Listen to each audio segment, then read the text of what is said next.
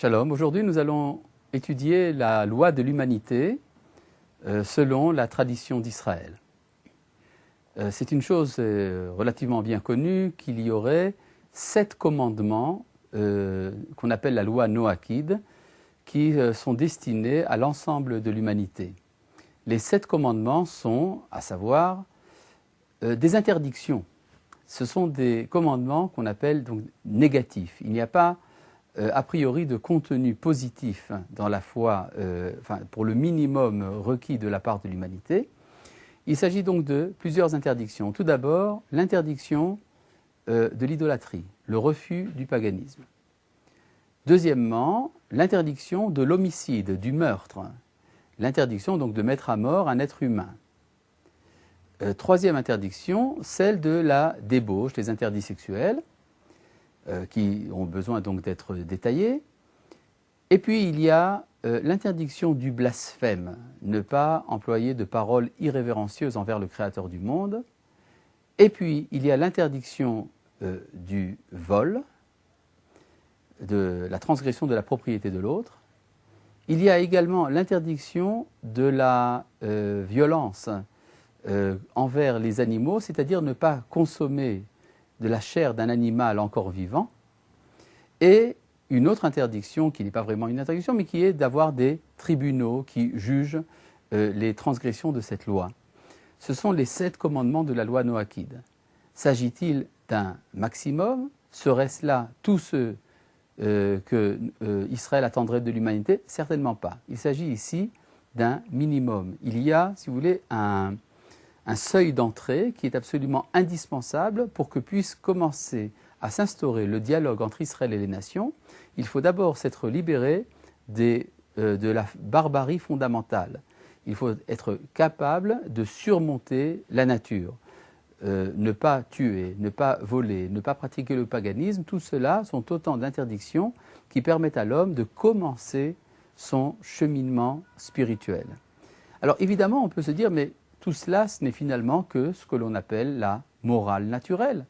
Qu'est-ce que le judaïsme ajoute finalement à des choses qui sont bien connues de l'ensemble de l'humanité? La plupart des hommes aujourd'hui civilisés sur Terre savent très bien que ni la débauche, ni le meurtre, ni le blasphème, ni la cruauté, ni le vol ne sont acceptables, et on peut dire d'une certaine manière ni le paganisme non plus. Et donc, qu'est-ce que nous autres juifs avons ajouté? Quelle est la parole particulière qui est transmise par Israël dans ces 7 commandements? Eh bien, il y a ici un point qu'il faut mettre en évidence, qui n'est pas toujours évident pour tout le monde, c'est qu'il y a une différence entre l'accomplissement de ces actions en tant que morale naturelle ou bien en tant que commandement de Dieu.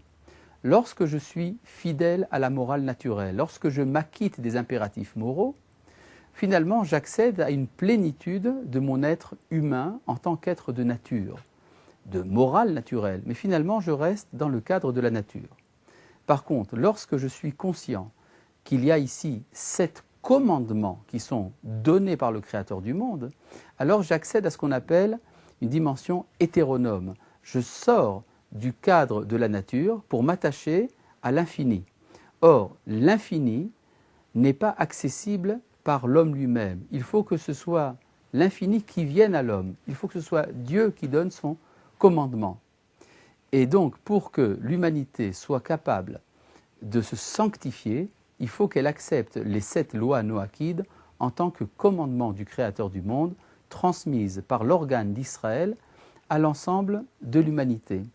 C'est la raison pour laquelle la tradition juive demande pour que l'on accède totalement au statut dit de Ben Noach, fils de Noé, c'est-à-dire membre pur de l'humanité, que cette acceptation des 7 lois noachides soit faite devant un tribunal, c'est-à-dire un corps composé de 3 juges qui reçoivent avec bienveillance le candidat à devenir Ben Noach et devant lequel il déclare solennellement son acceptation de ces 7 lois.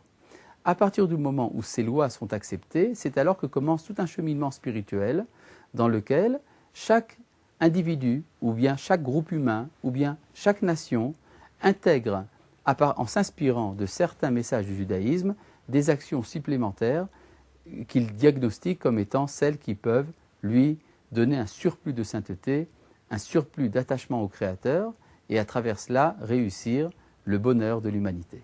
Shalom.